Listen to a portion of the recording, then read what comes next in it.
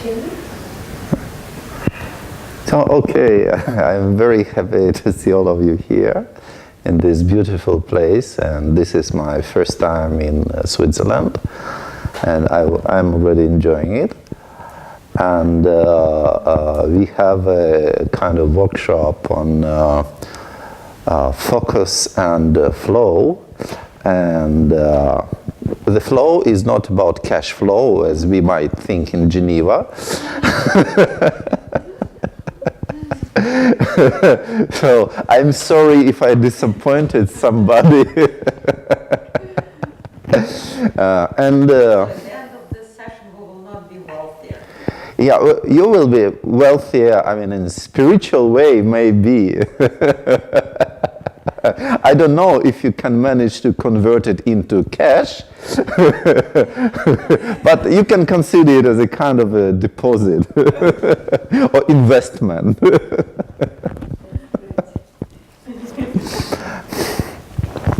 So we are talking about focus and the things that are becoming very popular nowadays, and usually are called mindfulness or awareness or mindful presence. And these are many. There are many words, and there is no established terminology so far. And it is easy to understand why, because the issue, the subject of this is so vague, and it is so deep and internal, so it's very difficult to find words to communicate about this. That's why we are still here in the West, we are still in the process of finding proper words and proper terminology.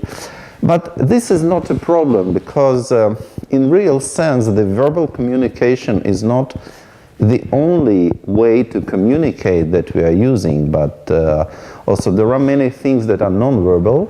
And in any case, even the verbal communication is based first of all on experience. Because when we are introducing something new, some kind of new terminology, some kind of new word, then we have two ways to introduce. There are two possibilities. Either we introduce it basing on something that we already know, and we just need to recombine. And for example, if we have, we all know what the car is, and we all know what the red color is. So we can introduce new word and say that it means a red car. And it is based on something that we already know, on some kind of experience that we already have in our memory. But there are things that we cannot introduce the same way, because they are related to some kind of experience that, for example, we never had. And if there is an experience which is basic, and experience is basic, is always basic. It is something raw that we encounter, and something that we sense, something that we perceive through our senses. Not through our logic and not through our verbal thinking, etc., but directly with our senses. We have some kind of experience. And this experience cannot be reduced to some other experience, because every experience is unique. And for example, if you know what is red, if you know what is blue, and if you know what is purple, for example, then you cannot, based on this experience, you cannot explain with words what it means, for example, yellow. The experience that you had before with other colors doesn't help you to understand what yellow is. Or if, for example, you know the tastes of salty, and spicy, and bitter, and some other kind of tastes. But you cannot explain sweet based on that. You cannot explain what is sweet based on any other experience. And then how you discover which is sweet? You take something sweet, and somebody is giving you something sweet and saying, this is sweet. And you take it, you taste it, and you have some experience. But there can be different kinds of sweet also. Can be different kinds of things. And to understand what is sweet, you try different things which are sweet.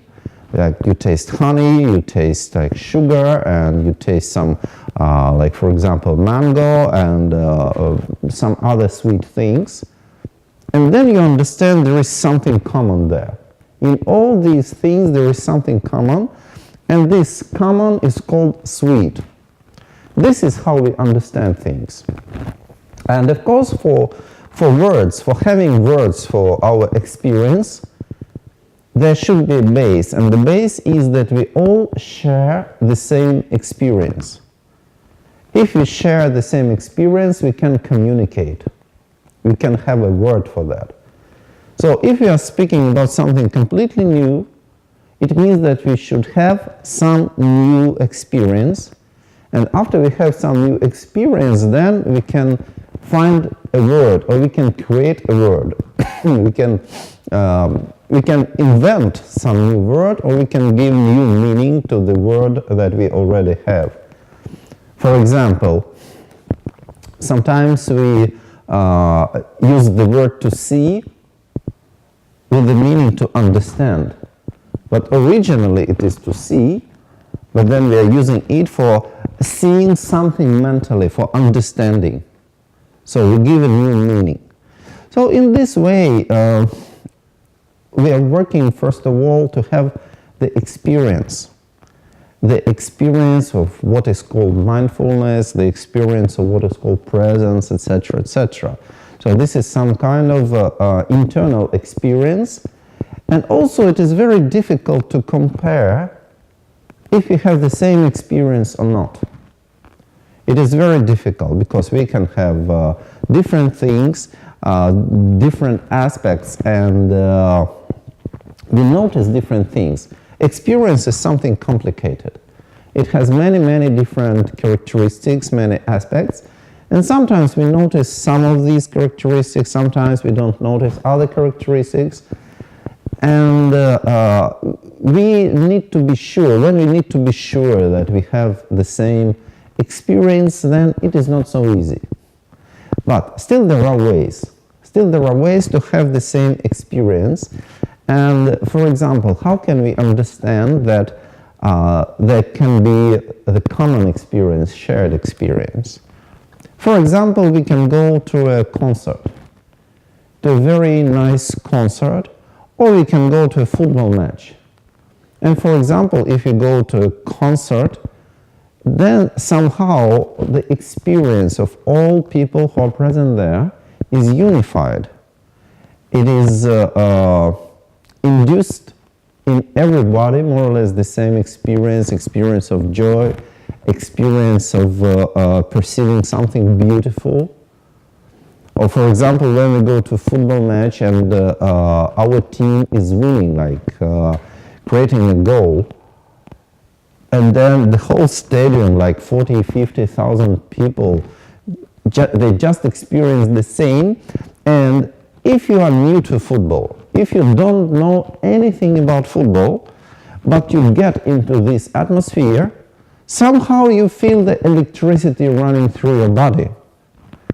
You feel some kind of joy and a kind of ecstasy, and this is how people got attracted to how they become football fans, because they're becoming football fans not for seeing some people kicking the ball, but for having this experience of joy and ecstasy. This is the main point. And we can understand that this experience is induced in us by other people. And it means that we can share our experience in a kind of a non-verbal fashion. And this is very important when we are working with internal things. Sometimes we cannot explain things, but we can create possibilities of having shared experience. And then we can understand something about mindfulness in presence, etc. And also there can be some kind of description, explanation of what mindfulness is or awareness is. For example, we know that we can direct our attention. We can focus our attention on different objects. Like, for example, we can focus our attention on the sound of somebody's voice, somebody is speaking, and you put your attention. Or you can change your attention and start to observe some kind of visual object.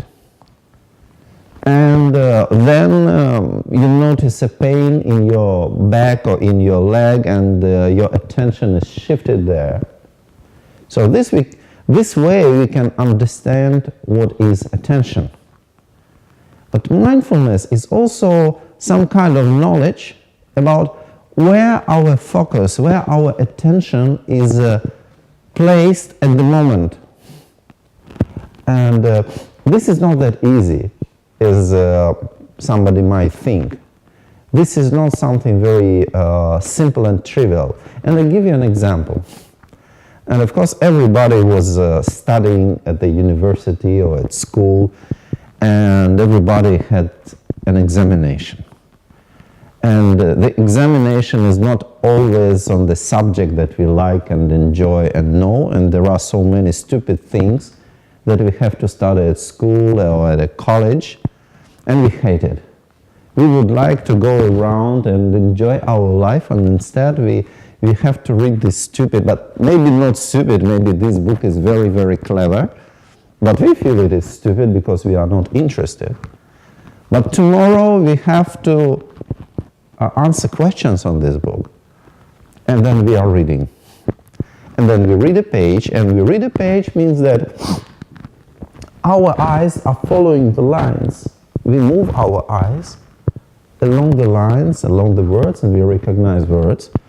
But then, at the end of the page, before we want to turn it over, what can we understand? We can understand that we don't remember anything that we've just read. Yeah, very, very well-known experience. Okay, we try to read it again, and then again, by the end of the page, we discover we don't remember. If we ever ask this question to ourselves, what was that about? And we don't remember. And if somebody would ask us at this moment, for example, our friend or our mother would come in and ask, what are you doing? And you say, of course you say, I'm reading the book, the manual, whatever. And we are sure we are reading it. But then, maybe at one moment, before turning the page, we understand. And it's like you came to the train station and you see your train is leaving already. You see the thought. You understand that while you had idea that you were reading this page, in real sense, your mind was, for example, at the seaside. Or you had a very nice date. Or maybe it was not something very nice, maybe in your mind you were fighting.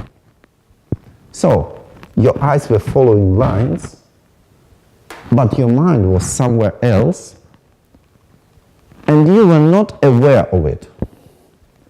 You were not mindful. So this is what is called awareness. You know what you are thinking. You know where your attention is placed, where your focus is directed. This is a kind of metacognitive capacity. We have different kinds of cognitive capacities, like, for example, memory, or verbal thinking, or attention, etc., etc. But there are some kind of higher order thinking that are controlling these ordinary cognitive capacities. And this awareness or mindfulness is one of them, that we not only we can think, because thinking is a kind of automatic process. we learn thinking, and thinking becomes something like digestion, something that happens by itself. For some people, in the 19th century there were ideas of vulgar materialism, which was that were saying that, well, it's like liver is producing bile in the same way the brain is producing a thought, etc., etc. We don't know. We do not support these ideas now, but still, thinking is a kind of automatic process that happens by itself many times. But understanding what we are thinking about, what's going on in our mind, this understanding is a kind of a higher order thinking. It's not really thinking, but it's a higher order capacity, metacognitive capacity, something that is directing our cognition, and something that is helping us to understand if we understand or we do not understand. So we develop it. We can know what we are thinking. And not only that, because thinking is just a part of our experience, but another thing is what we are like saying or what we are doing. And it is not always that we are aware of what we are doing. Maybe we do something strange. Maybe we are forgetting. We say that we are forgetful, and sometimes when we are cooking, for example, we are breaking eggs. So we need to break an egg, and what is inside the egg we have to put in the cup, and the shell we need to throw into the bin. And sometimes we break an egg and we throw the protein, we throw it into the bin, and we throw the shell on the frying pan. So something like this. It means that we don't know what we are doing. So we need to develop this capacity to understand what we are doing, to understand what we are saying, to understand what we are thinking at that very moment when we are performing that. So these are like three levels of our existence: our mind, our voice or communication, which can be verbal or can be non-verbal, and also our action, physical action, our body. And awareness or mindfulness means that we are present in what we are doing. We are present in what we are performing, and at the same moment we are aware of what we are perceiving. Where our attention, our perception is directed. What's going on around us, what's going on in our senses, in the clarity of our senses. And we can also be aware of how it is related, interrelated with what is inside. So what is outside and what is inside is interrelated. Because, for example, we hear a sound, it can be, for example, a short sound, and we notice, then we have a very short moment of fear. Or maybe we hear the voice and we hear some word, and then we notice that this word is arousing a kind of feeling inside ourselves. For example, if I start to tell you, well, you're so beautiful, you're so kind, you're amazing people, and something like this, even though you might understand that I'm experimenting with you, but still it is pleasant, no? Say that you are clever, this is the best audience I ever had in my life. Even this doesn't make any sense, this sentence, because how can you measure who is the best, who is the worst? But we can feel something. But if I say that, don't tell me your opinion, I'm not interested in your opinion. Yeah, we can feel completely something completely different. So it happens. Whether we want it or not, it happens. And we can understand it, we can notice it, not being blind to it. And this is also included into this famous awareness or mindfulness, etc. This is something basic. This is something basic because if we go ahead and we develop this capacity of mindfulness, awareness, it is not just awareness of what is happening and of what we are doing at the moment, what is happening to us and what we are performing at the moment. These are two very basic things.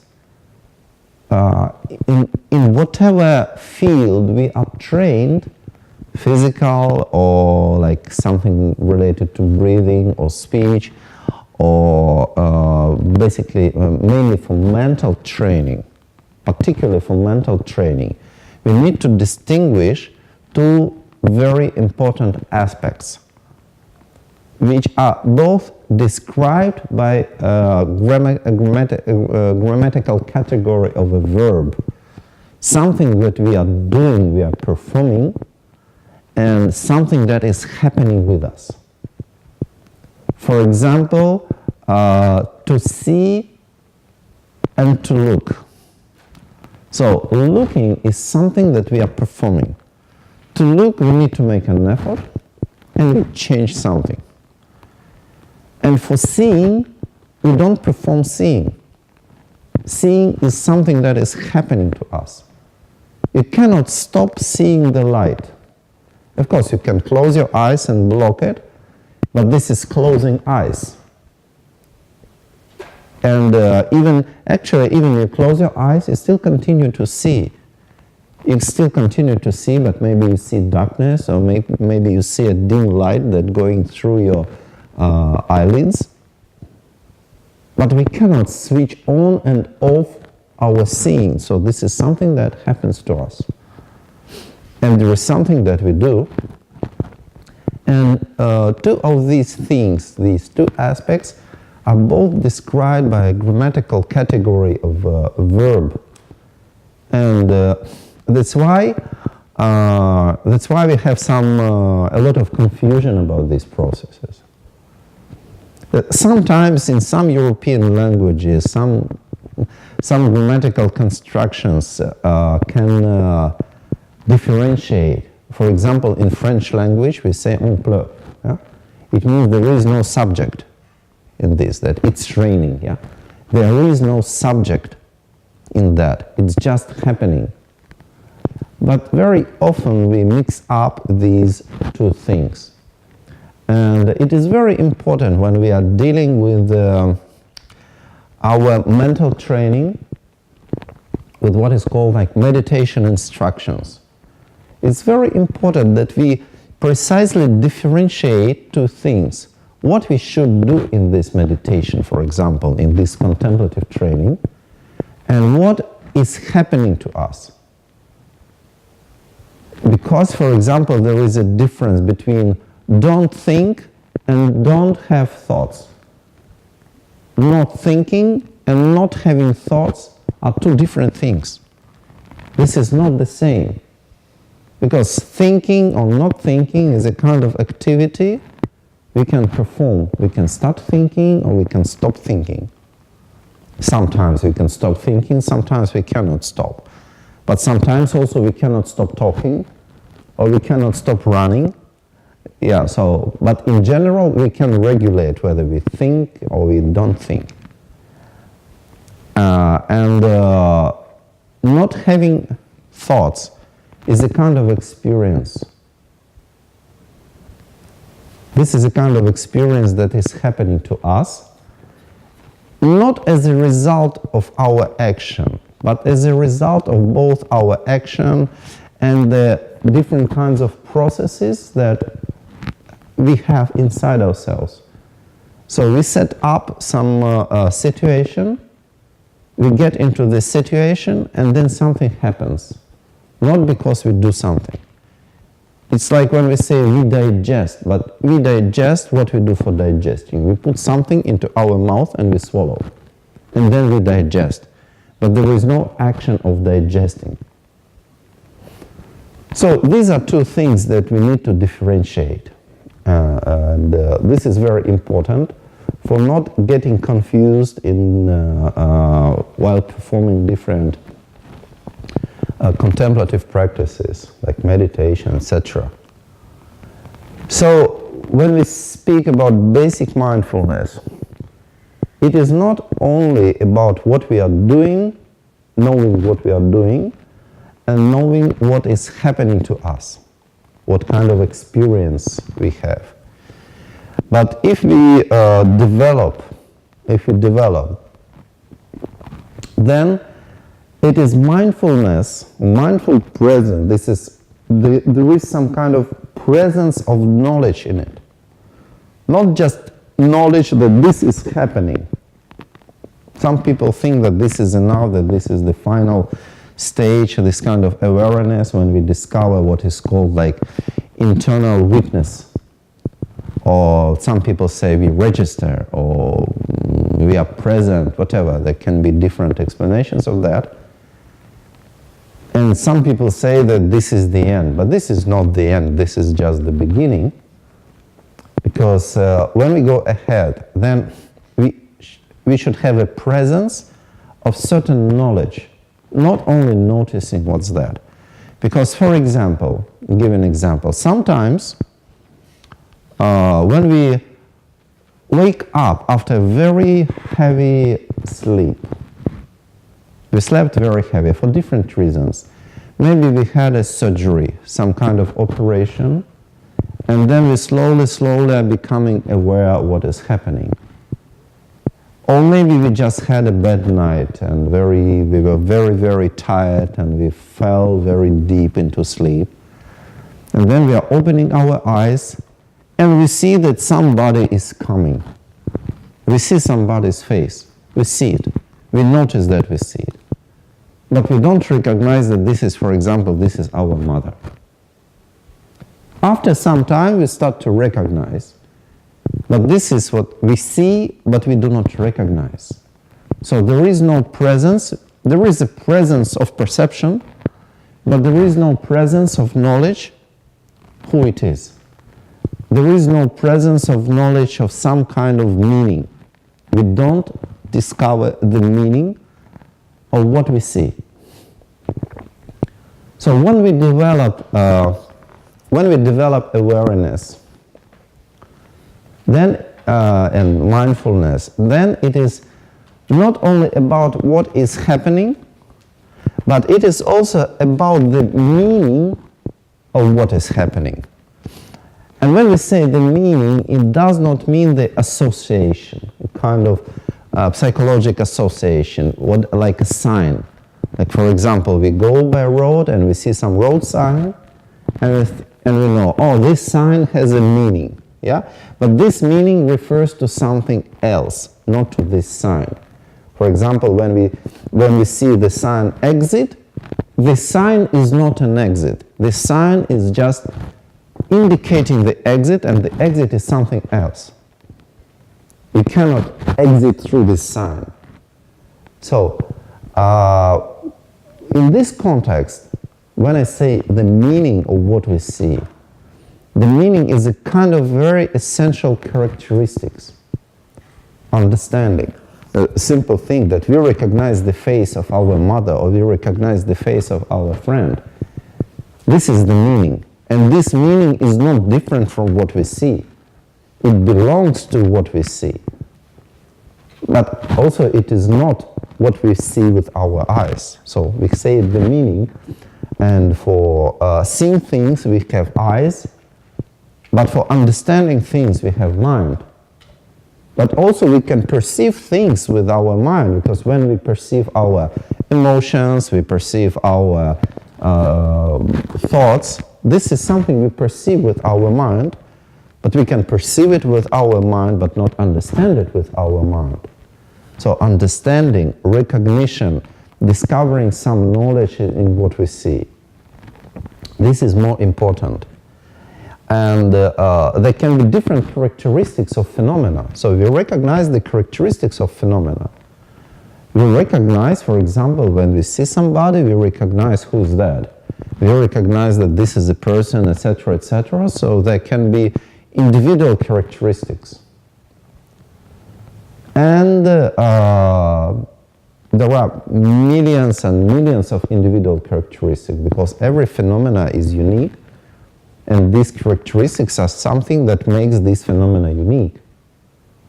But there can be also universal characteristics. So more deeper thing, more deeper meaning, we discover the universal characteristics of what we perceive, both with our senses and with our mind. And for example, number one of such characteristics is what is called impermanence. And what is that? For example, when we watch a movie, we have 24 frames per second. We all know this. But when we watch movies, we see something continuous, something uninterrupted. We perceive it as continuous, even though we know that this is 24 frames per second. And this is an illusion. And when we perceive other things, not movies, but the things we ordinarily perceive, like colors and forms and sounds, etc., and our feelings, then we somehow feel they are permanent, lasting. Permanent does not mean eternal. So we can have this idea that permanent means eternal. No. We understand that this feeling has a beginning and it has an end. But between the beginning and the end, we see it as a permanent, something that is always there. But if you really start to see closer, we develop our capacity to see closer, then we can discover that any kind of experience that we have is not permanent. It is manifesting and disappearing, manifesting and disappearing.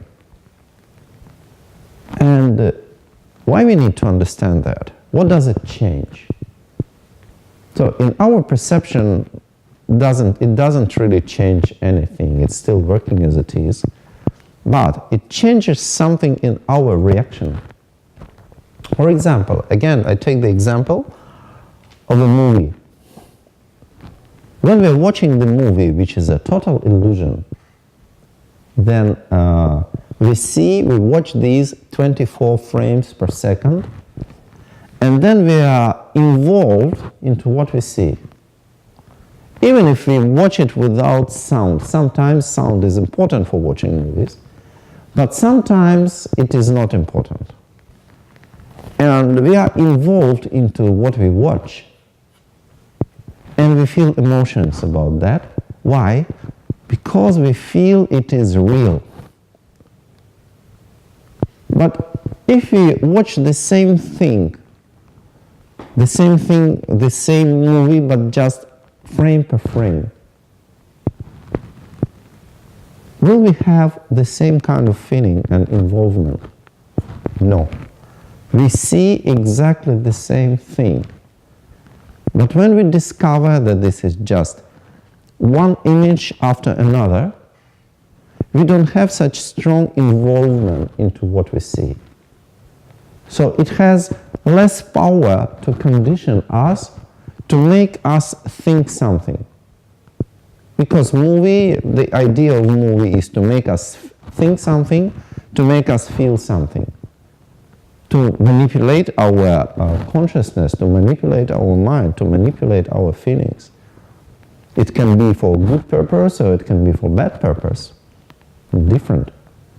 So, when we discover that this is impermanent, it's losing its conditioning power. In the same way, when we discover that our feelings are not permanent, even though they look permanent, but they are not, then we become free, more free from these feelings. For example, there is a very popular feeling which is called love. Well, I don't know who invented it. I have an idea that It is mainly promoted by people who sell St. Valentine's cards in February. But somehow it is very popular. And it looks very, very permanent, very strong. Of course, we notice when it's coming for the first time, and we lose our mind completely. And then, of course, we know, oh, I don't love her or I don't love him anymore. We know there is a point of the end. But in between, the most interesting thing is in between. You say, oh, I love her so much. Hey, do you love her always? Yeah, I always love her so much. And yes, sometimes, particularly when we are very young, sometimes it happens that we even have a dream with somebody we love, and this image is always present, and we really cannot operate in this world when we have this obsession. But, for example, when we have a deep sleep, do we still love this person or not? Or when we are doing something important that completely takes our attention, do we still love this person or not? Then we can discover that we cannot discover any kind of love at this moment. So then again this feeling is coming back when we start to think. But when we are not thinking about the object of our love, do we love her or him or not? So when we start to notice these kind of things, we discover that this is discrete. This is not permanent. It's coming and going, coming and going, coming and going. And the same with hatred. You say, oh, I hate this person very much. Oh, I don't know, I hate French fries. Do you hate it 24 hours a day? Not really. Huh? But we feel we can even join a club of French fries haters. Yeah. Even though we hate it from time to time when we see it, but maybe there are some people who are thinking permanently about French fries and hate them, hate them, hate them. But usually sometimes we have other things to do. Yeah? So what happens when we start to discover that all these feelings of love or hate are coming and going every moment? They are not permanent. The more we explore them, the more we observe them, the better we notice that they are coming and disappearing, appearing and disappearing, again and again and again. And what does it change? It is changing our reactions and it is changing our actions. Because if we have a feeling, it's like when we are reading a book, yeah? We feel that we are reading a book, but in the real sense we are doing something else. So, we have a feeling we love somebody or we hate somebody. So, when we discover that this is coming and going, that this is not that happening 24 hours a day, it means that we are less conditioned by this feeling, by this emotion.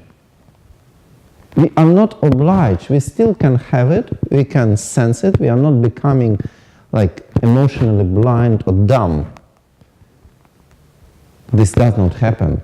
We still feel it.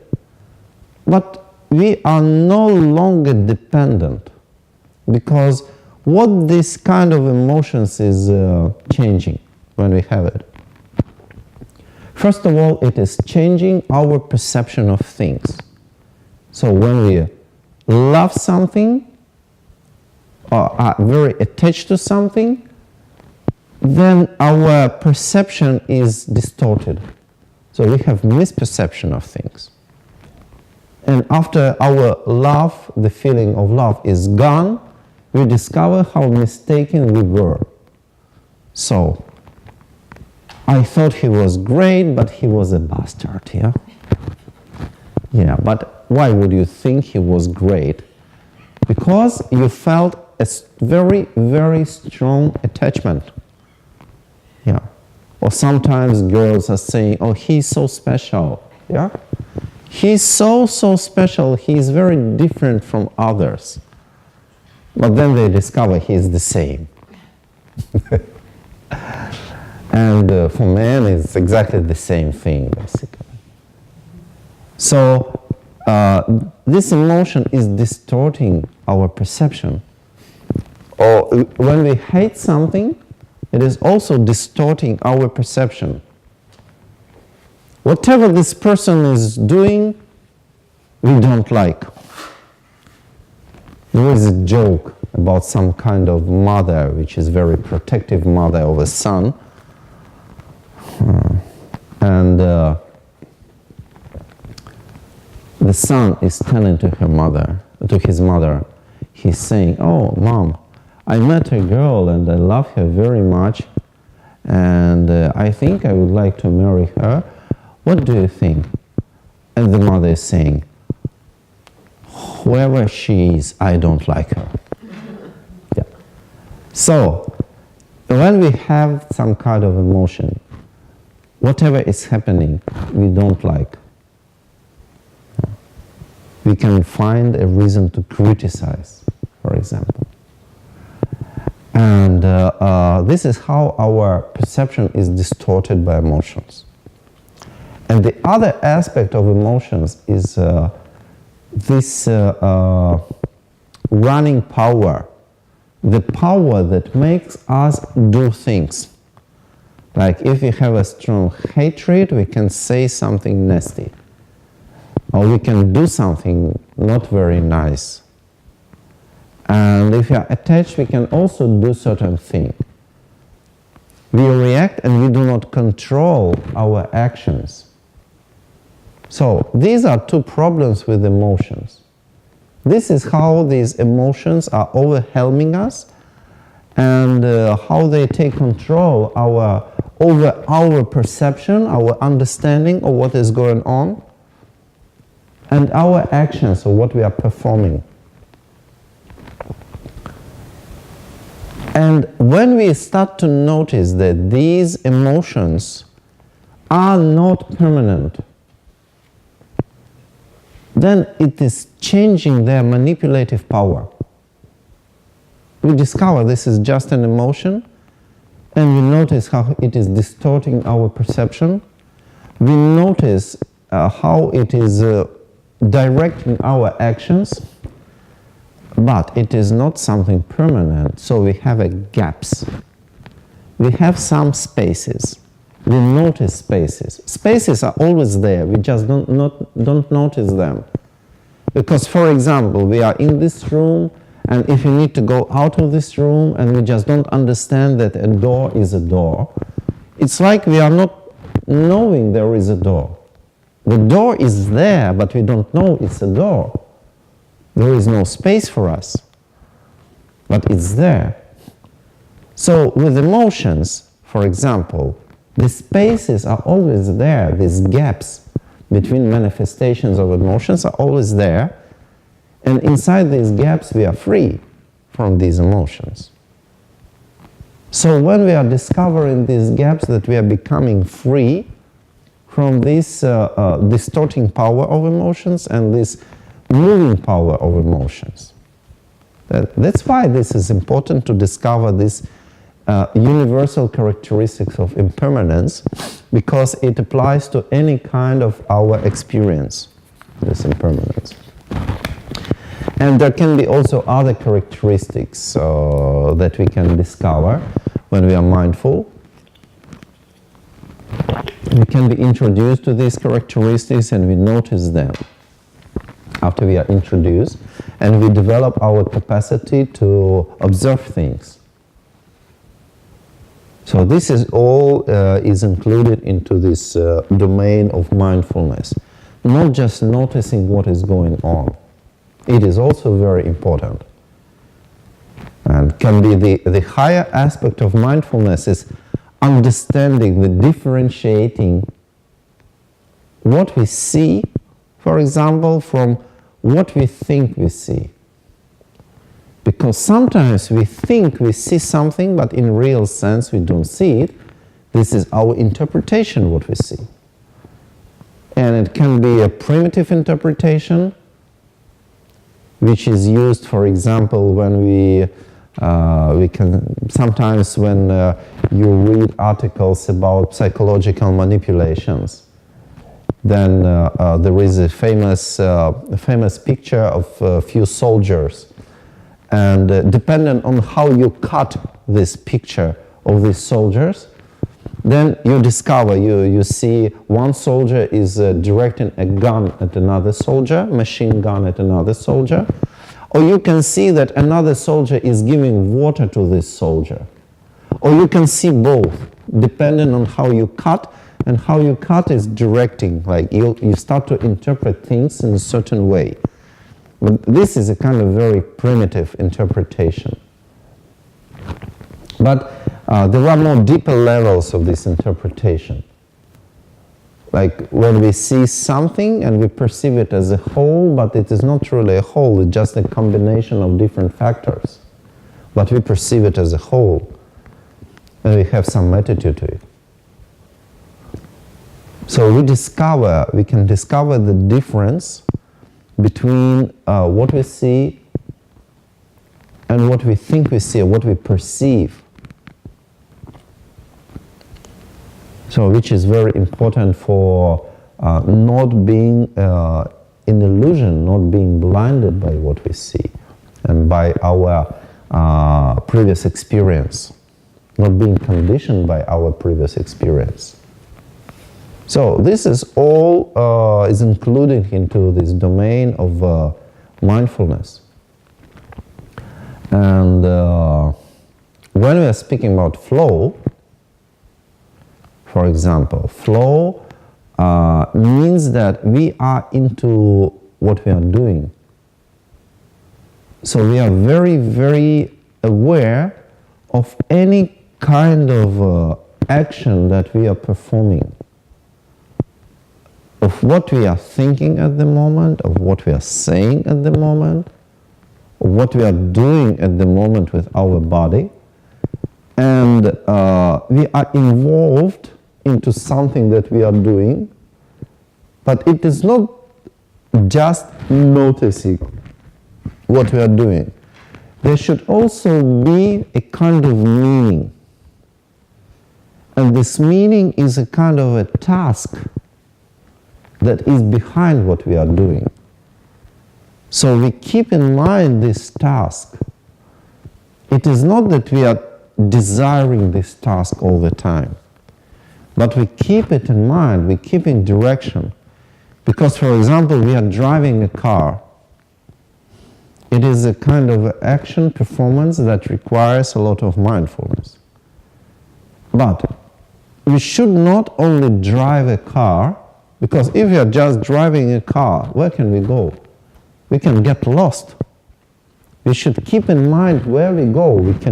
We should keep in mind the final destination.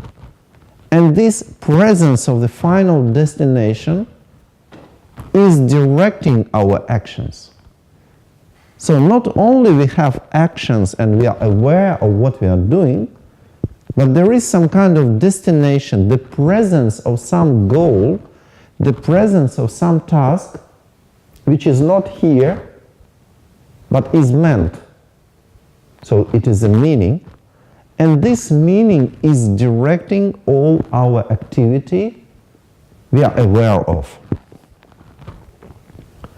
And in this way, it's becoming, it has a metaphor, it's becoming like a flow. Because everything is becoming smooth. Why it is not smooth? Because our mind is jumping here and there. Because we are switching tasks. We are noticing something and our mind, our attention is caught by it, and we go off the road. And then we have to return. And this happens very, very often. It means that we are not keeping the task. So, when we have a task, and we have a task in our mind, and we are aware of what we are doing, then what is created is this state of flow when we are very much involved into what we are doing. And of course it is changing what is called our performance, the level of our performance. In some way we are performing better. But better, it does not really mean the quantity, because the quantity of what we can perform is limited by our body. We have limits, for example, for the speed we can run. We can run, but there is a limit. We cannot increase our performance without limits. But performance, the level of performance, first of all, it can be measured in some way, can be measured by the level of our satisfaction with what we are doing. Because when we have a task in this way, and we are fully involved into what we are doing, there is no competition. We do not compare ourselves with somebody else. This task should not be to become better than somebody, because we cannot control somebody. Usually our idea of performance is to be better than others. But we cannot control others. Maybe others can discover and use some magic pill, I don't know, or magic wand. Maybe they can do and we don't have. And whatever we do, they have better performance. And we are never satisfied. So, in this way, when we are talking about the flow, the state of flow, making our performance better, it means the level of satisfaction that we obtain through our action, and we obtain when we get the result. And the result is maybe we are not the best. Maybe we are not the first, but we enjoy what we did because we were fully involved into what we were doing. And we enjoy what we are doing while we are doing it. And in this way, our performance is much better, because in the end, finally, why we are performing what we are performing? We are performing something because we want to be happy, because we want to feel satisfaction. Yeah. We need something, some new thing, not for having new thing, but for having satisfaction, for feeling happy. And feeling of happiness is something internal. It is not external. It is not in the thing. It is not in the position. It is not in the relationship.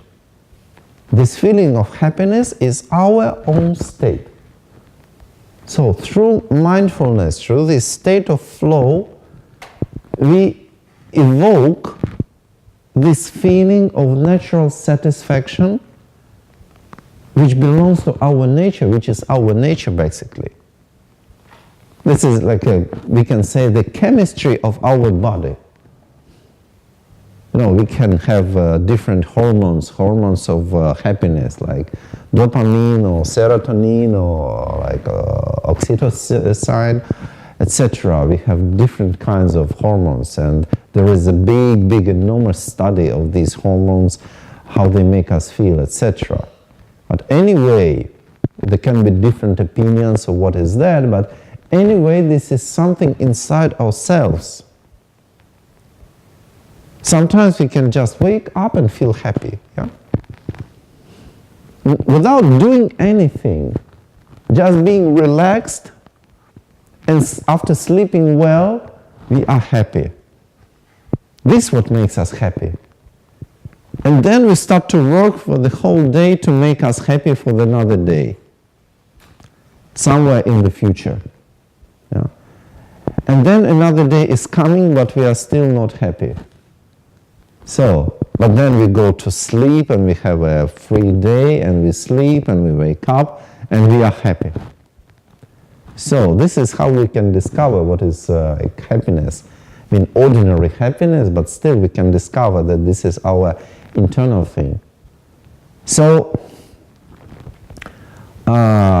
when we are experiencing this state of flow,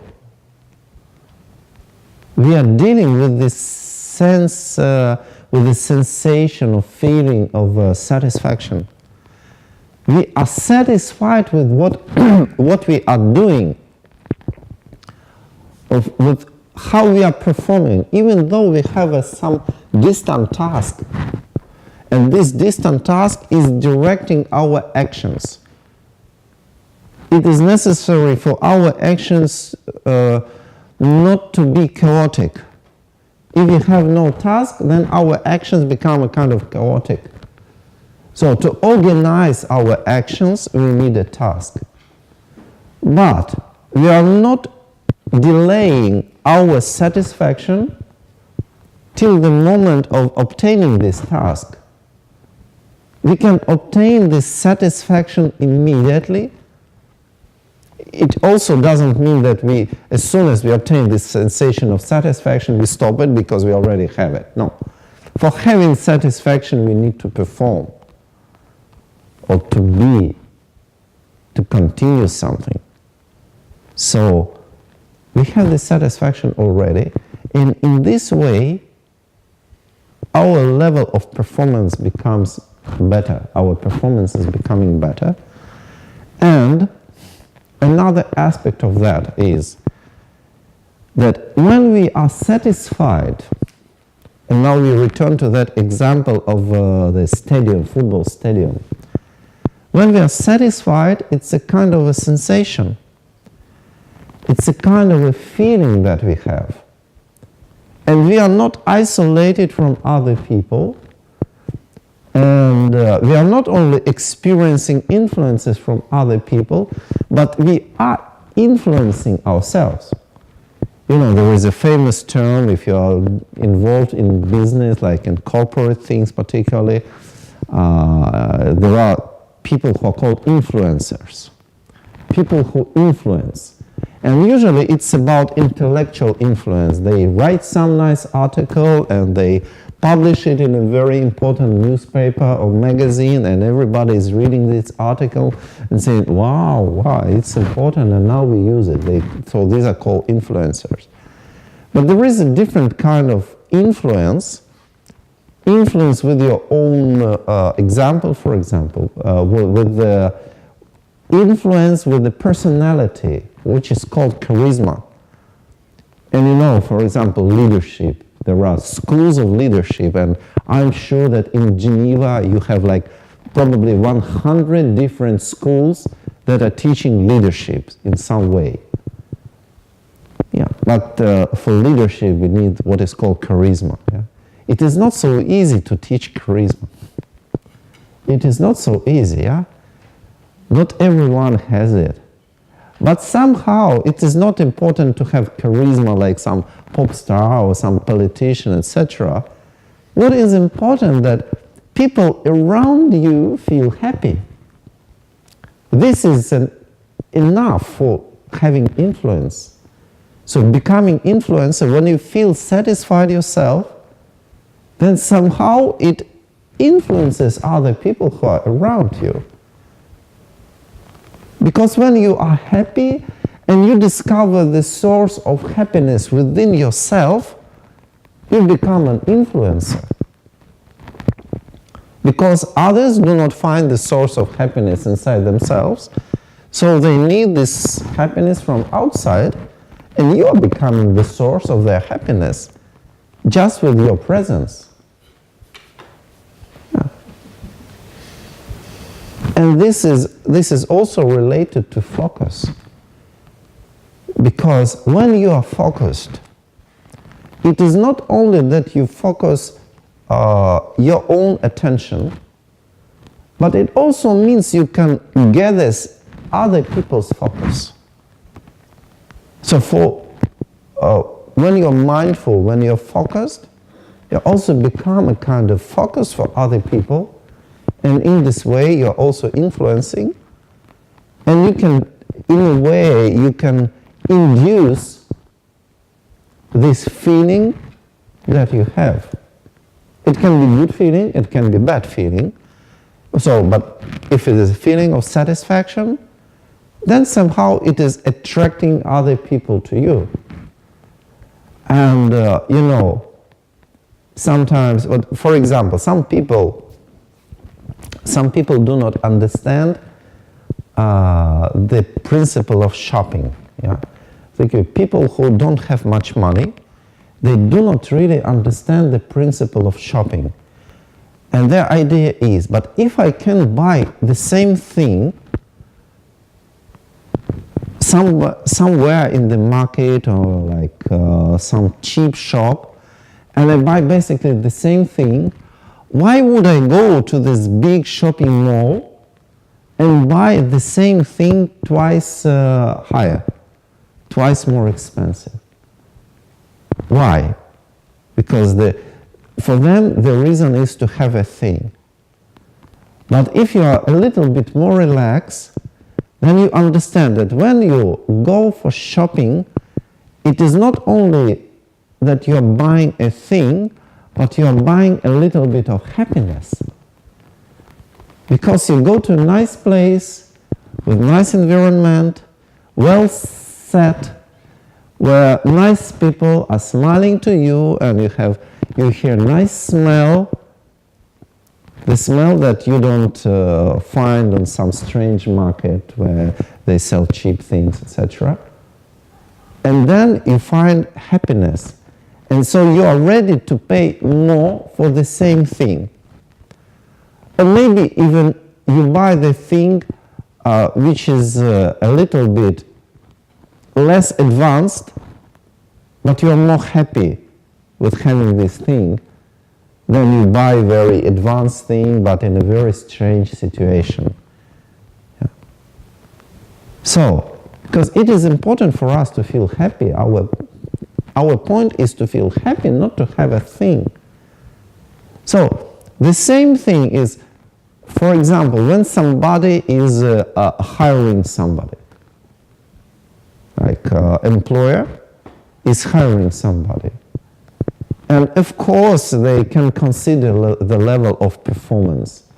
So maybe this person, I don't know, can type 10 pages per hour, something like that, yeah? And this person can type 8 pages per hour, or 6 pages per hour. So, who you hire, for example? Now, of course, if you hire somebody you are sitting at the floor, on the 20th floor of your building, and somebody, the one you hire is sitting on the 3rd floor of your building, and you never know, after you hire, you never see this person, then of course you hire somebody who is making 10 pages per hour. But if you have to sit with this person in the same room, share the same dimension, and you know that this person whose rate of performance is very big, but he's very nasty, and you don't like to stay with this person in the same dimension, and this person who is more slow, but it is very nice and kind and pleasant, and then you have a dilemma, yeah? To have less performance in terms of quantity, but to have more satisfaction in your work, in your daytime, who you hire? Then if you have this understanding, what is nowadays called economy of happiness, yeah?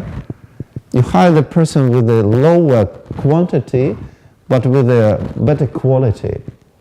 Somebody you enjoy to stay with, and to have good influence on, for example, other employees. Yeah. So, and people are sensitive. So when we are happy, when we are satisfied, people sense it, and they naturally enjoy staying in our company. So that's why this flow and mindfulness, etc., can be relatively important in our life, can improve our life, because we are becoming not only the source of happiness for ourselves, but in some way we are becoming a source of happiness and inspiration for other people. And what is the key point of all of that? The key point of all of that is a capacity to focus our attention at a subject and to maintain our attention on the subject. And this is very important for developing any kind of capacity, because in real sense, even though we can differentiate cognitive and non-cognitive capacities, but finally all capacities are cognitive. I'll give you a very simple example. When we are standing straight, so this is our capacity as of human beings, this is what differs us from most of animals. We can walk, we can stand on our two legs. Why is it important? It is important because then we have free hands. So the horse does not have free hands and cannot develop capacity of its hands. But we have this capacity. So this is one of the first things that we are learning when we are growing up. One of the first things, to stand firmly, to keep the balance. And we might think that this is totally physical thing, but this is not. Because how we learn to maintain the balance? Because we discover internally, we discover the difference between balance and unbalance. When we are standing, we keep something, and then we release, and then we feel, we have some sensation, and then we lose the sensation and we fall down. So, we discover this mentally. We know this sensation of balance mentally. Not with our body, but mentally, with our mind we discover it. Then it becomes habitual, then it becomes something we get used to, then it becomes something natural and automatic. But when we are learning it, it's a cognitive task. It is not a task for our body alone, it is a task for our mind to control our body. And as a reference point, we have this sensation of a balance, which is a mental perception. So that's why this is a cognitive task. This is not just a physical task. And for everything that we learn, we need awareness and mindfulness for differentiating things. And we need a capacity to direct our attention to something. And actually, this is probably the first cognitive task that we start to perform and start to train in our life. Like, for example, when you look at a child's eyes, very small child, newly born child, maybe few days or few weeks, then you observe the child's eyes. How are they moving? How they look like? Yeah? They look chaotic. They are moving kind of a little bit separately, and you discover that the child is in some way absent. But then what you do, you take some toy which makes sound and has a form. And then at some moment you just make this sound with the toy, and then what you notice, what happens with the child? The eyes focus. And the eyes focus also, it means that the mind focuses at this point. The focus not only of eyes, but the focus of attention. And this is like the first experience for the child to focus. And this experience is repeated many, many times. And this is how we develop this capacity to focus. But unfortunately, this capacity remains as it is. It is very rarely developed further. We use it as it is, as we learned in childhood, and we don't develop it much. Or even we develop it much, then we develop it mainly for external things, not focusing on internal things. But basically, this capacity of focusing on things is the basic capacity that allow us to learn things. If we cannot focus, we cannot learn. We cannot notice. So this is a kind of basic cognitive capacity that we need universally. For learning to drive a car, what do we need? Attention, focus. For learning foreign language, what do we need? Attention, focus. For learning mathematics, for learning whatever, for learning knitting, for example, we need attention and focus. So, for learning, for developing this capacity of focus, what we need? We need capacity to notice when we are distracted. And mindfulness is developing this capacity of noticing when we are distracted, because it means that we know that our mind is not there. It's not where we are supposed to focus. We discover where our mind is. And then we notice we are distracted, and we can bring our attention back to the subject and continue our activity, continue to learn or continue to perform. That's why focus is very important, and mindfulness is a kind of meta capacity that is controlling our focus. And this is what we are developing in our training. So the training that we are going to have for next 2 days is basically about, it's called focus and flow, but it's not just about focus and flow. We are going to learn, for example, the basic mechanism of how attention is shifted, how to change the focus of our attention, how to discover, to develop, we are going to develop capacity or understand how to develop capacity of noticing when our focus is no longer there where it should be. And basically it means we understand, we notice what is going on in our mind. And then we learn how to use mindfulness to coordinate, integrate our actions of body, of voice, of mind, related to some task.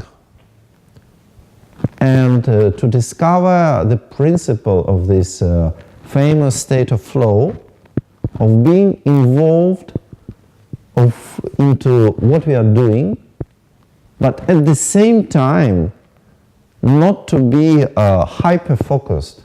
Because, for example, a teenager who is playing a video game and shooting all the day long is totally focused. But it's a kind of hyper-focus because he is not seeing anything else what's going on. So, in the flow, not only we know what we are doing, not only we keep in mind the final destination, which is directing our actions, but we also observe our condition and we understand how to adjust. Sometimes we understand that we should stop. We should stop talking, or we should stop focusing, or we should stop sitting, etc.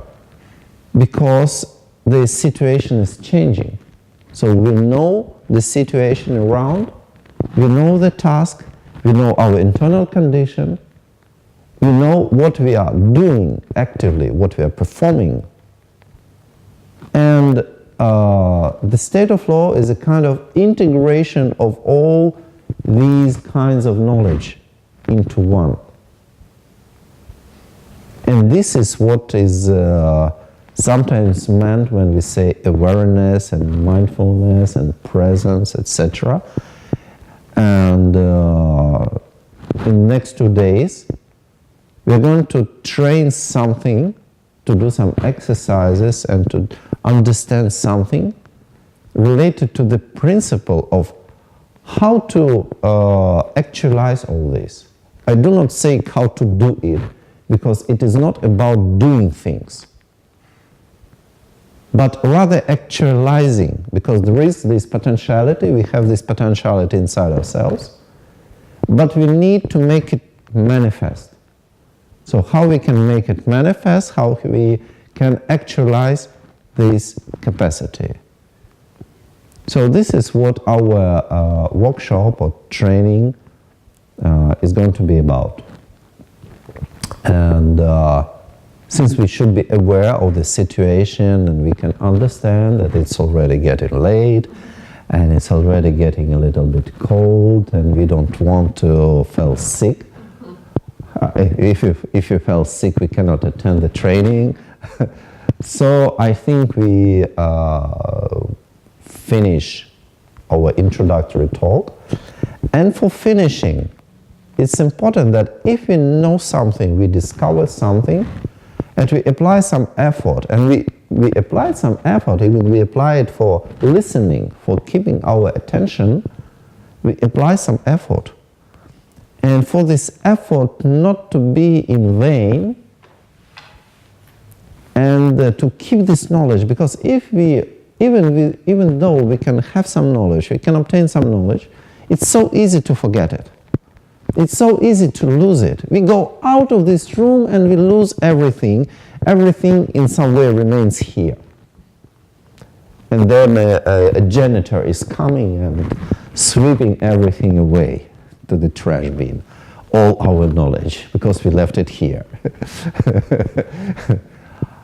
So we need to somehow preserve it inside ourselves.